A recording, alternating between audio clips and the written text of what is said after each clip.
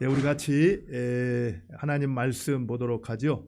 이 시간 하나님께서 주시는 말씀은 요한계시록 7장 1절로 17절입니다. 우리 같이 하나님 말씀 보도록 하겠습니다.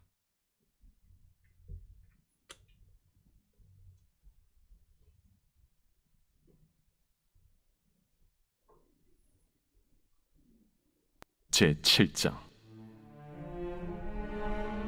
이일 후에 내가 내 천사가 땅 내 모퉁이에 선 것을 보니 땅의 사방의 바람을 붙잡아 바람으로 하여금 땅에나 바다에나 각종 나무에 불지 못하게 하더라.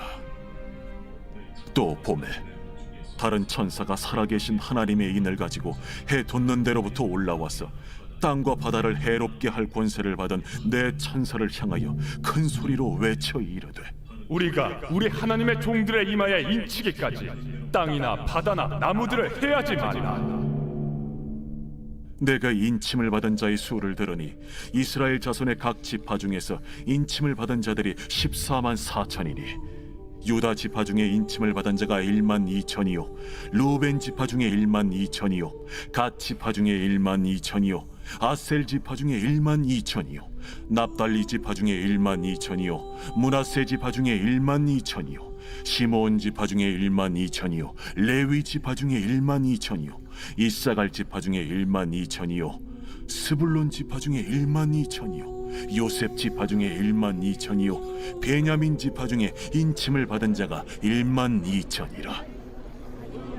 이 일 후에 내가 보니 각 나라와 족속과 백성과 방언에서 아무도 능히 셀 수 없는 큰 무리가 나와 흰 옷을 입고 손에 종려가지를 들고 보좌 앞과 어린 양 앞에 서서 큰 소리로 외쳐 이르되, 구원하시니 보좌에 앉으신 우리 하나님과 어린 양에게 있도다. 모든 천사가 보좌와 장로들과 내 생물의 주위에 서 있다가 보좌 앞에 엎드려 얼굴을 대고 하나님께 경배하여 아멘. 찬송과 영광과 지혜와 감사와 존귀와 권능과 힘이 우리 하나님께 세세토록 있을지어다. 아멘. 장로 중 하나가 응답하여 나에게 이르되, 이 흰옷 입은 자들이 누구며 또 어디서 왔느냐?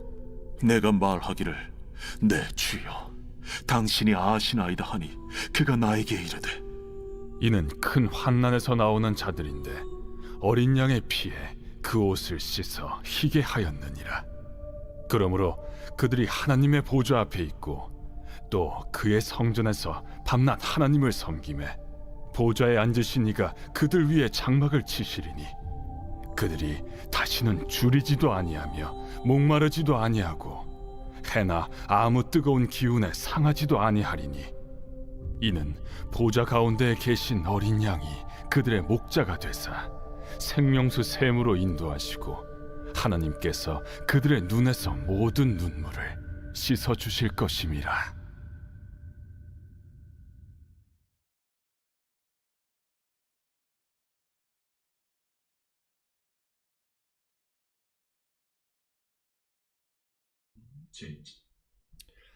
아멘. 지난주 우리는 6장 말씀을 마무리하면서 이제 여섯째 인을 뗄 때 이제 하늘로부터 큰 재앙이 임했잖아요. 근데 그 재앙이 너무나 맹렬하고 누구든 감당할 수가 없기 때문에 6장 17절에 보면은 누가 능히 서리요 그러면서 이제 6장이 끝났는데, 그때 제가 한번 질문을 드렸죠. 그런 이 마지막 심판 때, 이 재앙이 임했을 때 과연 하나님의 교회, 하나님의 백성들의 운명은 어떻게 될 것인가?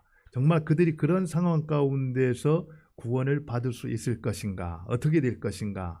이런 부분에 대해서 우리가 한번 생각해 볼 필요가 있다고 했잖아요. 여러분 어떻게 생각하세요? 그런 상황에서 우리 믿는 사람들, 또 교회, 이 하나님의 백성들은 어떻게 될까요?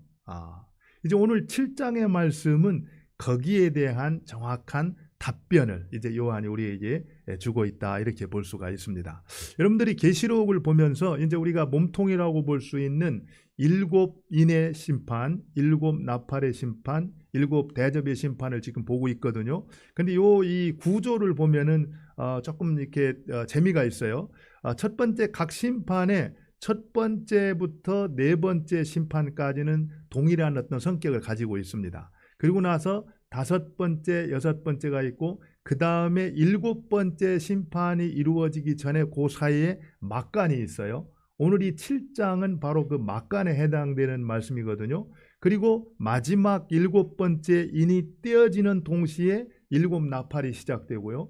또 7번째 나팔이 부는 동시에 7 대접이 이제 심판이 이어지는 그런 구조를 갖고 있습니다. 근데 오늘 말씀은 이제 6번째 인을 떼고 7번째 인을 떼는 그 사이에 일어난 사건인데 이거를 이제 우리가 보통 막간이다, 삽입이다 이런 얘기를 하거든요. 근데 이것은 요한계시록에서 오늘 말씀은 아주 핵심이 되는 굉장히 중요한 부분이에요. 특별히 그 부분에서 뭘 말하고 있냐면은 이 장차 일어날 일을 얘기하면서 마지막 심판이 반드시 임한다. 그리고 심판 가운데에서 큰 환란이 오게 될 터인데 그 환란 가운데에서 하나님의 백성들은 과연 어떻게 될 것인가? 여기에 대한 답변이 이제 오늘 막간, 이 삽입에 대한 부분이다 이렇게 말할 수가 있죠. 그렇게 생각을 하면서 오늘 말씀을 통해서 정말 믿는 백성들이 환란 가운데 어떻게 될 것인가 이 부분을 초점을 두고 한번 우리가 말씀을 드리면 좋겠습니다. 이제 1절을 보면은요, 우리 한번 볼까요? 이제 1절을 보면은 2일 후에 이렇게 시작을 하거든요. 2일 후에. 2일 후라는 것은 금방 말씀드렸듯이 바로 이제 지난 이제 6번째 인을 뗀 다음에 이제 지진이 일어나고 해와 달과 이제 별이 크게 상해가지고 생태계에 엄청난 이제 변화가 일어나잖아요. 그로 인하여서 피조물들이 특별히 인간들이 큰 고통과 어려움을 겪게 됩니다. 바로 그러한 일이 있은 다음에 이렇게 얘기를 하는 겁니다. 그 일이 있은 다음에 이제 요한이 본 것을 얘기를 하고 있어요. 그 다음에 요한이 무엇을 봤는가? 한번 우리 1절을 한번 보도록 하겠습니다. 같이 읽어보죠. 시작. 2일 후에 내가 네 천사가 땅 네 모퉁이에 선 것을 보니 땅의 사방의 바람을 붙잡아 바람으로 하여금 땅에나 바다에나 각종 나무에 불지 못하게 하더라. 이제 계속해서 여러분들이 계시록을 볼 때는요, 보는 것이 중요합니다. 무엇을 봤는가가 중요하거든요. 듣는 것보다. 그런데 지금 요한이 무엇을 봤냐면은 거기 보니까 네 천사가 땅 네 모퉁이에 선 것을 보았다 이렇게 말하고 있어요. 그런데 그 네 모퉁이에 섰는데 땅의 사방에 바람을 붙잡아 바람으로 하여금 땅에나 바다에나 각종 나무에 불지 못하게 하더라 이렇게 말하고 있습니다. 네 천사가. 그래서 사실은 땅을 가리킬 때는 사방을 네 부분을 가리키거든요. 동서남북을. 그래서 그곳에 천사가 서 있었는데 바람을 붙잡아 가지고 이제 나무에 이제 불지 못하게 했다 이렇게 얘기하고 있거든요. 그러면 우리가 왜 네 천사가 그 바람을 붙잡아 가지고 바람을 불지 못하게 했을까? 2절과 3절을 보죠. 2절과 3절에 보면은 같이 보겠습니다. 또 봄에 다른 천사가 살아계신 하나님의 인을 가지고 해돋는 데로부터 올라와서 땅과 바다를 해롭게 할 권세를 받은 네 천사를 향하여 큰 소리로 외쳐. 이제 이 해를 가할 수 있는 천사들에게 뭔가를 명령을 해요. 3절에 보니까 이르되 우리가 우리 하나님의 종들의 이마에 인치기까지 땅이나 바다나 나무들을 해하지 말라 하더라. 땅이나 바다나 나무들을 해하지 못하도록 이제 이 네 천사로 하여금 바람을 붙들고 있도록 했다 이렇게 얘기를 하고 있습니다. 그런데 그게 어느 때까지라고 했습니까? 어느 때까지? 우리 하나님의 종들의 이마에 뭐요? 인치기까지 이렇게 말하고 있습니다. 다시 말하면은 지금 인을 쳐야지만이 그들을 구원해낼 수가 있는데 그 인치기 전에 그런 해롭게 하는 그런 심판, 재앙이 임하면은 안 되기 때문에 인치기까지 그런 것들을 하지 못하도록 이제 바람을 붙잡고 있다 이렇게 얘기를 하고 있는 걸 볼 수가 있죠. 그래서 여기서 인을 친다라는 거, 특별히 하나님의 종들의 이마에 인을 친다라는 거 굉장히 중요한 부분이거든요. 여기서 인을 친다라는 것은 이 보호하신다라는 걸 말하는데, 또 한 가지는 그가 누구의 소유인가를 이제 말씀하고 있는 겁니다. 하나님의 종들에게 하나님이 인을 쳤다, 이 얘기는 당신은 바로 나의 소유다, 이렇게 말하고 있고, 하나님의 소유된 자들에 대해서는 하나님이 끝까지 보호하시고 책임져 주신다, 이런 의미가 있습니다. 바로 그러한 때까지 이제 해하지 못하도록 이제 멈추도록 하는 것을 볼 수가 있어요. 이런 것들을 보면은요, 환난 가운데서도 하나님께서 우리를 그냥 내버려 두지 않는다라는 겁니다. 구원하기로 작정한 자기 백성들을 어떤 모습으로든지 반드시 찾아서 구원해내시고 보호해 주시고 지켜주신다. 이런 것들을 보면은 우리가 최후의 환난, 뭐 대환난, 이런 막 그 심판에 대해서 말씀을 들을 때 마음에 굉장히 두려운 그런 것들이 있었잖아요. 그러나 두려워할 필요가 없다라는 거예요. 하나님께서 우리를 지켜주시고 마침내 보호하시고 구원해 내실 것이다, 이렇게 말하고 있어요. 마치 이스라엘 백성들이 애굽에서 나올 때 10가지 재앙이 있었잖아요. 그 중에 마지막 장자의 재앙이 이제 내려졌을 때 이스라엘 백성들이 어떻게 구원을 받았습니까? 이제 양을 잡아가지고 피를 갖다가 문설주와 문지방에 바르고 뿌렸잖아요. 그리했을 때, 순종했을 때 하나님께서 그 집을 뛰어넘으셨다라고 했어요. 죽음의 사자가. 그래서 그들을 구원해 주셨다고 했습니다. 또 나합의 가족들이 여리고가 멸망할 때 어떻게 됐습니까? 하나님께서 나합과 그의 가족들을 구원해 내셨잖아요. 이런 것처럼 하나님께서는 자기를 믿고 따르는 자기 백성들을 끝까지 보호하시고 책임져 주시고 구원해 내신다. 이 사실을 지금 요한은 우리에게 말씀해 주고 있는 겁니다. 마지막 환난에서 믿는 하나님의 백성들, 교회의 운명이 어떻게 될 것인가 걱정할 필요가 없다라는 겁니다. 하나님이 보호하시고 구원해 내신다라는 거예요. 근데 그 일이 있을 때 또 한 가지 요한이 무슨 소린가를 들어요. 4절에 보니까요. 4절을 한번 볼까요? 내가 인침을 받은 자의 수를 들으니, 이렇게 말하고 있습니다. 이스라엘 자손의 각 지파 중에서 인침을 받은 자들이 14만 4천이니. 근데 요한이 그 가운데 이제 소리를 들었는데 무슨 소리를 들었냐면은 결국 인침 받은 자들의 수가 얼마인가 이 얘기를 들었다라는 겁니다. 그래서 모든 이스라엘 지파 중에서 인침을 받은 자들이 14만 4천이었다. 그 내용이 이제 5절부터 8절에 쭉 나오거든요. 여러분들 드디어 나왔습니다. 뭐가 나왔습니까? 14만 4천.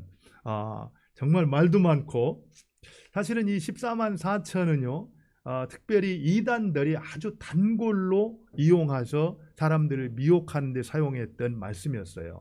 지금도요, 우리가 잘 아는 대로 신천지라든지 여호와의 증인이라든지 이 안산홍 하나님의 교회, 이런 데서는 이 말씀을 가지고 자기들 단체에 들어와야만 바로 이 14만 4천에 들 수가 있다, 이렇게 얘기해가지고 이제 사람들을 미혹하고 위협하고 겁박하는 그런 일들이 생기는데요. 여러분들 어떻습니까? 이 14만 4천. 사실 오늘 이 내용을 보면은요, 이 14만 4천이 누구인가, 또 14만 4천을 우리가 어떻게 이해해야 될 것인가, 이런 부분들이 이제 소개가 되는데요. 뭐 단적으로 얘기를 하면은 이 그 14만 4천이라는 이 숫자의 배경은 두 가지 성경을 배경으로 하고 있어요. 하나는 민수기 1장을 배경으로 하고 있습니다. 이스라엘 백성들을 지파별로 이제 파악을 하잖아요. 그래서 각 지파가 60만 3천 몇 명이 쭉 나와요. 그러는데 그때 이제 각 지파별로 인구 통계 계수를 한 것을 보면은 각 지파별로 인구가 같습니까? 틀립니까? 모두가 다 틀렸어요. 근데 오늘 말씀해 보면은 이 지파의 모든 숫자가 12,000명으로 동일한 걸 볼 수가 있습니다. 그래서 원래 1장의 말씀하고는 뭐 이렇게 거리가 멀다라는 걸 알 수 있어요. 이런 걸 통해서 우리가 이제 알게 되는 것은 그러나 이제 각 지파별로 12,000명씩 12지파 해가지고 14만 4천이라는 숫자가 나왔잖아요.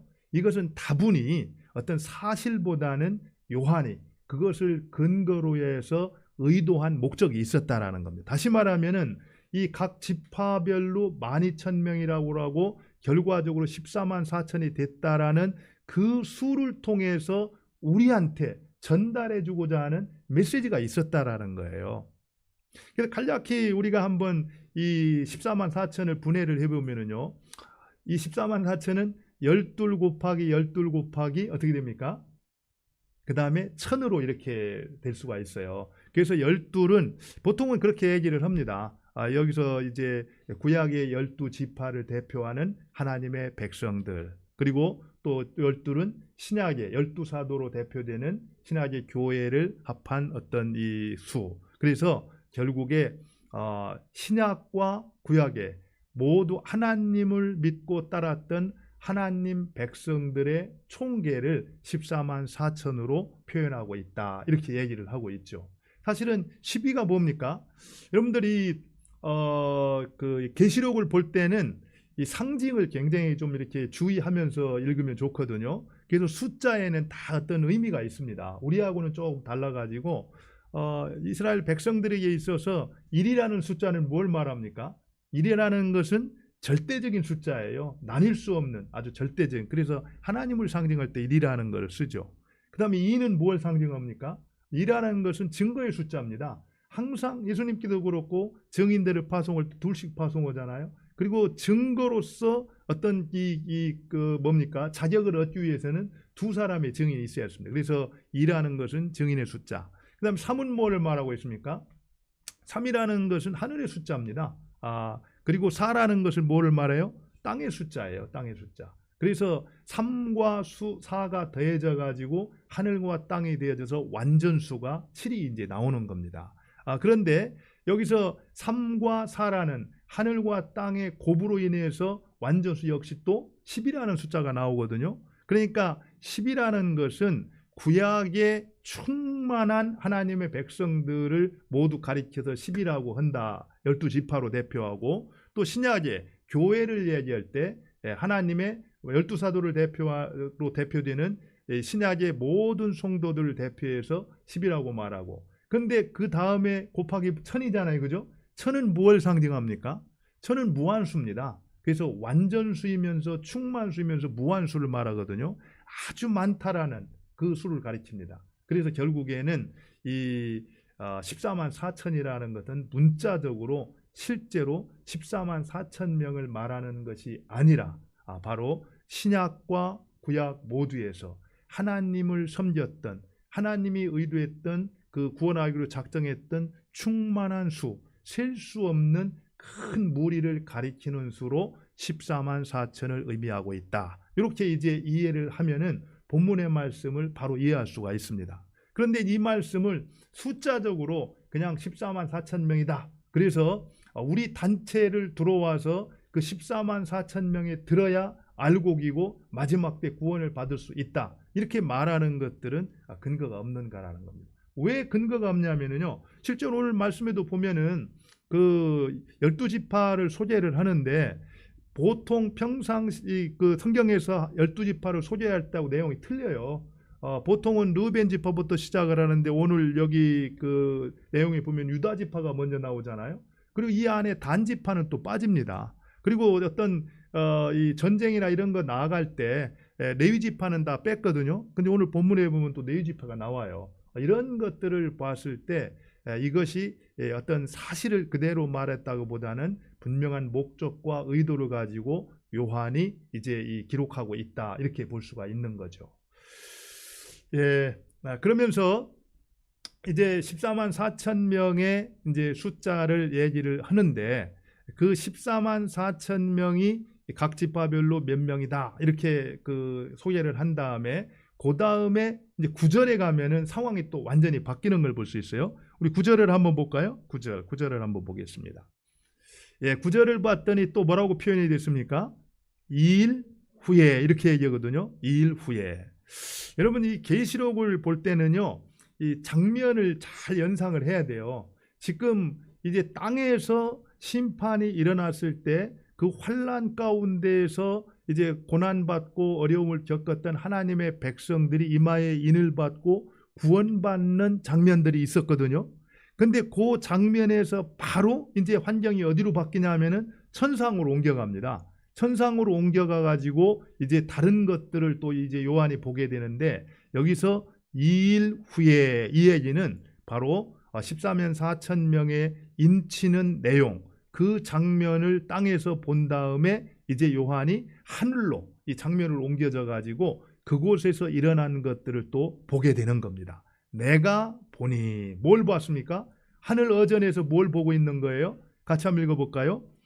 각 나라와 족속과 백성과 방언에서 아무도 능히 셀 수 없는 큰 무리가 나와 흰옷을 입고 손에 종려라지를 불고 보좌 앞과 어린 양 앞에 서서.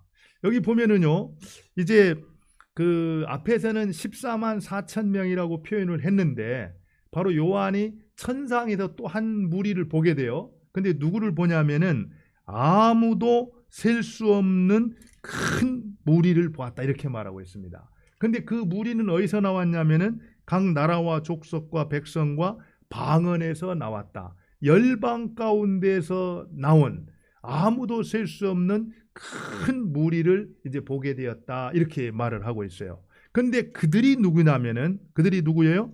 흰옷을 입었고 손에는 종려가지를 들고 보좌 앞과 어린 양 앞에 서서 큰 소리로 어떻게 합니까? 보좌에 앉으신 우리 하나님과 어린 양께 구원함이 있다, 이렇게 이제 선포하고 있다라는 거예요. 여기서 내용을 보면은요, 그리고 이제 그 14장에도 그런 내용이 나오는데, 그 13절에 보면은 그런 내용이 나와요. 흰옷 입은 자가 누구냐, 이렇게 장로가 물었어요. 그랬더니 요한이 당신이 아십니다. 그러니까 14절에 뭐라고 말해요? 그가 나에게 이르되 이는 큰 환난에서 나오는 자들인데 어린 양의 피에 그 옷을 씻어 희게 하였느니라, 이렇게 말하거든요. 여러분들 보면은 14만 4천 명하고 지금 이제 열방 가운데서 나왔던 아무도 셀 수 없는 큰 무리가 무슨 관계가 있다라는 것을 분명히 알 수가 있습니다. 그런데 보통 이 말씀을 이단들은 다른 사람들이 이렇게 말을 해요. 다른 사람들이다. 그런데 이 14만 4천과 사실은 아무도 셀 수 없는 큰 무리는 요한계시록 전체를 통해서 같은 사람이라는 걸 볼 수가 있습니다. 단지 지금 앞에서 1절부터 8절의 내용은 땅에 있는 세계에서 그들을 보여주는 것이고, 바로 9절부터 17절의 내용은 천상에서 그들의 모습을 보여주고 있다. 다시 말하면은 앞에서 이 1절부터 8절에 있는 내용은 지금 여기에 있는 하나님의 백성들을 보여준다라고 하면은, 이제 9절부터 17절에 나오는 아무도 셀 수 없는 그 큰 무리는 바로 지금 하늘에 있는, 거기에 있는 하나님의 백성들의 모습을 보여주고 있다, 이렇게 볼 수가 있습니다. 다시 말하면은요, 지금 요한이 뭘 보고 있냐면은 바로 지금 땅에서 핍박과 고난 가운데 있다가 성령의 감동을 받아서 천상의 세계를 지금 보고 있는 거잖아요. 실제 이 세상에서 지금 이루어지고 있는 일들이 땅에서는 어떻게 이루어지고 있고 천상에서는 어떻게 이루어지고 있는가, 그 땅과 하늘의 일들이 어떻게 연결되어 있는가를 지금 보고 있다라는 겁니다. 다시 말해서 지상에서 환난과 고통을 받는 사람들, 그들은 생각할 때 이것이 전부구나, 우리에게는 길이 없구나, 소망이 없구나, 이렇게 절망할 수밖에 없는 상황에 있었다라고 한다면은, 요한은 천상의 모습에서 지금 이 땅에서 이루어지고 있는 것들이 실체가 무엇인가를 이제 천국에서 그것을, 천상에서 그것을 보고 있다라는 겁니다. 봤더니 어떤 거예요? 결국 이 땅에서 고난받는 하나님의 백성들의 그 고난이라는 것은 의미 없는 고난이 아니라는 겁니다. 바로 천상과 연결되어 있어서 하나님의 영원한 나라, 그 영원한 나라를 준비하는 과정이었고, 지금 우리가 고난 가운데서도 하나님 말씀에 합당하게 살아가는 삶, 그것이 바로 그 천상을 향해 걸어가는 과정이요, 하나님 나라를 세우는 그 삶이었다. 이 사실을 지금 보고 있다라는 겁니다. 그래서 여기서 우리가 알아야 될 것은 땅에 있는 지금 이제 앞에서 말하는 14만 4천 명하고 지금 여기 이 9절에서 말하는 아무도 셀 수 없는 열방에서 나오는 큰 무리가 사실은 같은 이제 그 성격의 이제 사람들이다. 이것을 우리가 기억할 필요가 있다라는 거예요. 그러고 나서 우리가 좀 한번 생각을 해봐야 될 것이 그렇다면은 사실은 이제 이 6장에서 누가 능히 서리요? 그래서 하나님의 백성들은 어떻게 되는가? 이 질문을 하면서 하나님께서 그들을 구출해낸다, 건져내신다 이렇게 말을 했잖아요. 그러면서 또 이제 이 수많은 무리들이 뭐라고 고백을 하냐면은 구원하심이 누구에게 있다고 말하고 있습니까? 보좌에 앉으신 이와 바로 어린 양께 있다 이렇게 선포를 하거든요. 그랬더니 그 다음에 천사들이 또 뭐라고 이제 고백을 합니까? 그 내용을 보니까 12절에 보면은 천사가 보좌와 장로들 네 생물 주위에 서 있다가 보좌 앞에 엎드려 얼굴을 대고 하나님께 경배하며 이르되 뭐라고 말하고 있습니까? 아멘. 맞다는 얘기입니다. 그렇다는 거예요. 그러면서 찬송과 영광과 지혜와 감사와 존귀와 권능과 힘이 우리 하나님께 세세토록 있을지어다 이렇게 말하거든요. 사실은 이런 모습을 보면서 우리의 구원이 누구에게 있는가 이걸 다시 한번 우리가 확신할 수 있는 겁니다. 우리는 지금까지 예수 그리스도 하나님께서 메시아로 보내주신 예수 그리스도 그리고 예수님께서 우리의 죄를 대신 지고 십자가를 지셨고 그 십자가의 피를 쏟으셨기 때문에 나와 하나님 사이의 죄 문제를 해결하고 우리들로 하여금 하나님께로 나아가는 길을 열어주셨다라는 걸 우리가 믿었잖아요. 그리고 그 사실을 믿는 자는 이제 하나님 앞에서 죄인이라고 말하지 않고 의인이라고 하나님이 인쳐주시고 하나님께로 나아갈 수가 있는 하나님의 자녀가 되는 권세를 주셨다라고 그랬는데 그래서 우리가 구원받았다 이렇게 얘기를 했는데 그 사실이 진짜 그런가 하는 것을 또 이제 복음서를 통해서 다시 한번 우리에게 확증을 해주고 있다라는 겁니다. 정말 그렇구나. 요한은 이제 정말 말로만 예수님을 믿어 구원을 받는다라고 생각을 했는데 천상의 모습을 통해서 구원받은 그 모든 백성들이 한 목소리로 뭐라고 고백하고 있어요? 실제로 구원받을 자가 아니고 또 이 땅에서 천국에 가보자 해서 내가 가봐야 알겠다 이렇게 말하는 사람들이 아니라 실제 구원을 받고 천상에서 하나님과 함께하고 있는 그 백성들의 입술로 무엇을 증거하고 있는 거예요? 구원하심이 보좌에 앉으신 이와 어린 양께 있다라고 찬양하고 있다라 고백하고 있다라는 겁니다.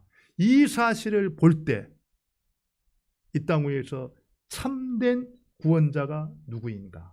누가 진정한 구원자인가? 이것을 다시 한번 우리가 확신할 수가 있다라는 겁니다. 가봐야 아는 것이 아니라 이미 천상에서 그것을 경험하고 있는 수많은 믿음의 선진들의 그 고백을 통해서 우리는 다시 한번 구원이 하나님께 있고 어린 양께 있다라는 것을 확신할 수가 있다라는 거예요. 예수 외에 구원의 다른 길은 없다라는 겁니다. 예수님만이 유일한 우리의 구원의 길이시고 구원이시다라는 거죠. 이제 그리고 나서 이제 이런 사실들을 통해서 요한이 우리에게 이제 주는 메시지가 뭘까? 그러니까 아무리 환난이 심하고 맹렬하게 우리를 찾아온다 할지라도 결코 두려워하지 말라라는 것을 가르쳐주고 있습니다. 끝까지 믿음의 길을 걸어가는 것이 지혜요, 그것이 올바르다라는 것을 이제 말씀하고 있다라는 거예요. 그걸 어떻게 말하고 있습니까? 15절을 볼까요? 15절을 보니까요. 그러므로 그들이 하나님의 보좌 앞에 있고 또 그의 성전에서 밤낮을 하나님을 섬기매 보좌에 앉으신 이가 뭐라고 했습니까? 그들 위에 장막을 치시리니. 그래서 그들 위에 장막을 치신다 이렇게 말을 하고 있습니다. 다시 말하면은 바로 하나님께서 그들과 함께 하시겠다. 그들과 함께 머물겠다 이렇게 말씀하고 있는 겁니다. 그 하나님께서 그들과 머물기 때문에 더 이상 두려워하거나 염려할 필요가 없다라는 겁니다. 장막을 치신다라는 것은 그들과 함께 머물겠다라는 뜻이고 거하겠다는 뜻이고 그들을 지키시고 보호하시겠다라는 뜻입니다. 이 정도면은 된 거 아닙니까? 우리가 더 이상 무엇을 두려워하겠습니까? 비록 우리에게 닥쳐오는 환난, 그것이 맹렬하여서 모든 사람들이 비명을 지르고 두려워하고 떨고 있지만 하나님의 백성들은 두려워할 필요가 없다라는 거예요. 왜냐하면은 하나님께서 친히 그들 위에 장막을 치시고 그들과 함께 거하시겠다 약속을 했기 때문에 그렇습니다. 한 가지 그런데 여기서 우리가 좀 살펴봐야 될 게, 제가 서론에서 이 오늘 14만 4천 명을 얘기할 때 이제 에스겔서 9장 말씀을 배경으로 한다고 했는데요. 9장 말씀에도 보면은 그런 얘기가 나와요. 이스라엘을 위해서 이스라엘의 죄를 위해서 탄식하는 사람들에게 이제 어떻게 합니까? 하나님께서는 그 이마에다가 표를 새겨 주시거든요. 그리고 환난 가운데에서 그들을 구해 줄 것을 얘기를 합니다.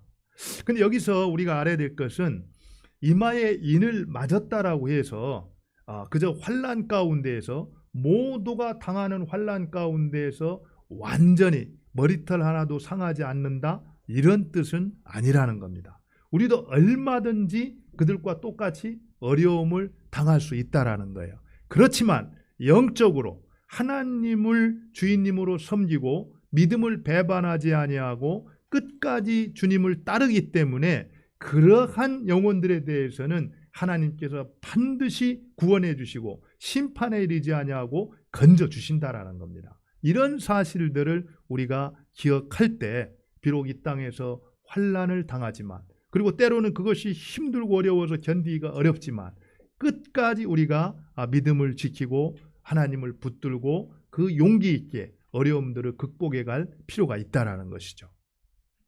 그런 자들이 결국에 어떠한 삶을 누리게 되는가 하는 것이 이제 또 16절과 17절에 나오거든요.